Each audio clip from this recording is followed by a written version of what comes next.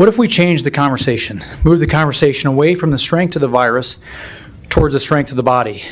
You see, I know full well that your body's ability to overcome disease, like coronavirus, is far greater than anyone, including our government, the CDC, and these administrative doctors had led you to believe.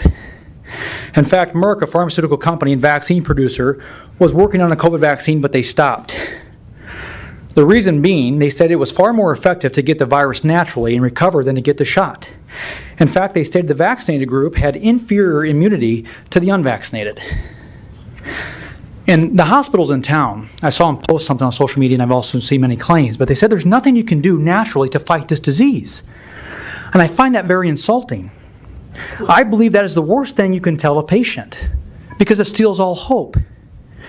And right now, these administrative doctors or organizations in the government, they're not using this opportunity to educate the people. It means to be healthy. Instead, they're telling us there's nothing we can do. So just sit back in your recliner, watch your television, eat your Doritos, drink your sodas, avoid the gym, and stay far away from your neighbor, and wear multiple masks. And just wait till this savior of a vaccine comes. Well, most people I know don't want anything to do with the vaccine. And Pfizer, one of the vaccine companies pushing this vaccine out, has a track record. And I'm going to read the short list to save time because I only have 3 minutes. Pfizer received the biggest fine in U.S. history as part of a $2.3 billion plea for mispromoting medicines and paying kickbacks to compliant doctors. Pfizer paid more than $60 million to settle a lawsuit over a diabetes medication that caused patients to die from acute liver failure.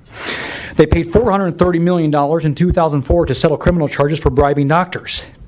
In 2011, they committed racketeering fraud and agreed to pay $142 million in the settlement.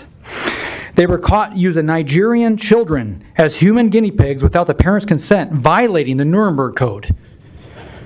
Now, the vaccine courts have paid over $4 billion in injuries since '86, and only 1% of vaccine injuries are reported.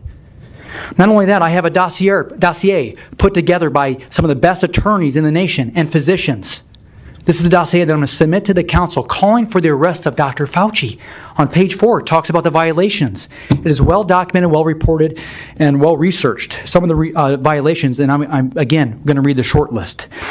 Marketing manipulation, conspiring to criminal commercial activity, lying to Congress, acts of domestic terrorism resulting in the death of American citizens, and funding and conspiring to commit acts of terror. I encourage you to read through this. This was sent to me from some of the best physicians and attorneys that I know. Newsflash. Our health is not the number one priority of these drug commercials, or drug companies. Their main priority is to sell more drugs and vaccines. In other words, they don't care about our health, they care about our stockholders. Germophobia used to be a mental health disorder, but now it's considered a virtue. We're told that a droplet causes the spread of this disease, and the germ theory doesn't tell the full story. Blaming this disease on a droplet or germ is like blaming the flies for the trash. We must get back to being human again, loving thy neighbor, not fearing him. My shirt says the immune system is not a conspiracy. Going to need you to wrap up. It's time to lift the regulations and get back to the old normal.